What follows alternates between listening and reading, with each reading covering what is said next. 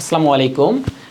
এখন আমরা chemistry second পেপারের ফার্স্ট চ্যাপ্টার অর্থাৎ পরিবেশ রসায়ন বা এনভায়রনমেন্টাল কেমিস্ট্রি একটা গুরুত্বপূর্ণ টপিক নিয়ে পড়বো। এটা খুব একটা গুরুত্বপূর্ণ না, বাট আইসা পড়ে অ্যাডমিশনে আইসা পড়ে এই টপিকটা। দেখো, টপিকটার নাম হচ্ছে ভারী ধাতুর দ্বারা সৃষ্ট রোগ। ঠিক আছে, তো ভারী ধাতু কোনগুলো আছে বলো তো?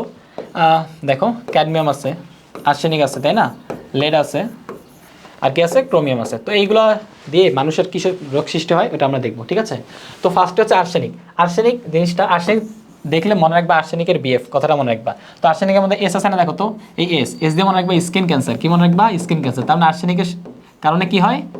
স্কিন ক্যান্সার হয়ে থাকে আমাদের। দেন বিএফ, এফ দিয়ে মনে রাখবা কি জানো? তিনটা ওয়ার্ড মনে রাখবা। দেখো, এফতে হচ্ছে ফ্যাটি লিভার। কি? Fatty liver. দেন কি মনে রাখবা? Fatty liver. ফতে মনে রাখবা ফিটাস। কি? ফিটাস। ফিটাস মানে কি? ভ্রূণের পরবর্তী অংশ, যে 8 সপ্তাহ পর যে বাচ্চাটা হয় এটাকে বলে ফিটাস বলে। তো ফিটাস, ফ্যাটি লিভার একটা রোগের নাম। আর ফিটাস কি? ফিটাসের যে বৃদ্ধিটা আর্সেনিকের প্রভাবে বৃদ্ধিটা হ্রাস হয়, বুঝছো? আর্টিস্ট মনে রাখবা, ফতে মনে রাখবা তোমার আছে না ফিটাস, আর হচ্ছে তোমার ফুসফুস মনে রাখবা। ফুসফুস বলতে কি? ফুসফুস ক্যান্সার হয়। তার মানে আর্সেনিকের কারণে এই তিনটা হয়, আর উপরে স্কিন ক্যান্সার হয়। ঠিক আছে, দেন দেখো, এটা হচ্ছে লেট। লেটের বি দিয়ে মনে রাখবা বেবি মনে রাখবা, আর হচ্ছে ব্লুইশ মনে রাখবা। তো বেবি কি হয়? মূলত মৃত বেবি জন্ম হয় বা প্রসব হয়, বুঝছো? মৃত বেবি হয়। আর বেবির যদি হয় মৃত বেবি তৈরি হয়, যদি বেবিটা যদি ভালো মতো তৈরি হয় তারপর আইকিউটা হ্রাস পায়, বুঝছো? আইকিউ হ্রাস। ওকে, আরেকটা হচ্ছে ব্লুইশ বলতে দাঁতের মাড়ি আছে না, দাঁতের মাড়িটা ব্লুইশ বা নীলাপ হয়। দাঁতের মাড়িটা একটু ব্লুইশ বা নীলাপ টাইপের হয়। কিসের কারণে হয়? লেডের কারণে হয়। আশা করি বুঝতে পারছো।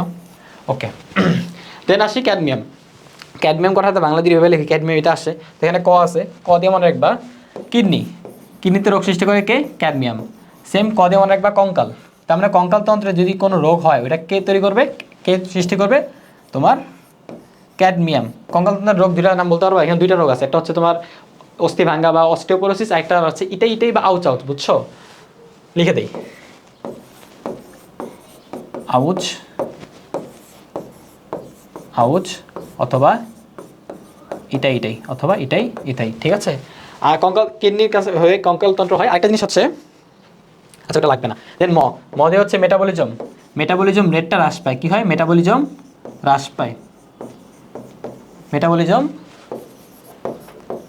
পায়। আচ্ছা, একটা ক হচ্ছে ক্যান্সার। মূলত এই সবগুলা দিয়ে ক্যান্সার হয়, বুঝছো? আচ্ছা, একটা ম দিয়ে হচ্ছে মেটাবলিজম রেটটা হ্রাস পায়। আর একটা ম দিয়ে মনে রাখবা মূত্রথলি। আমাদের মূত্রথলির নিচে দেখো, এটা হচ্ছে একটা মূত্রথলি।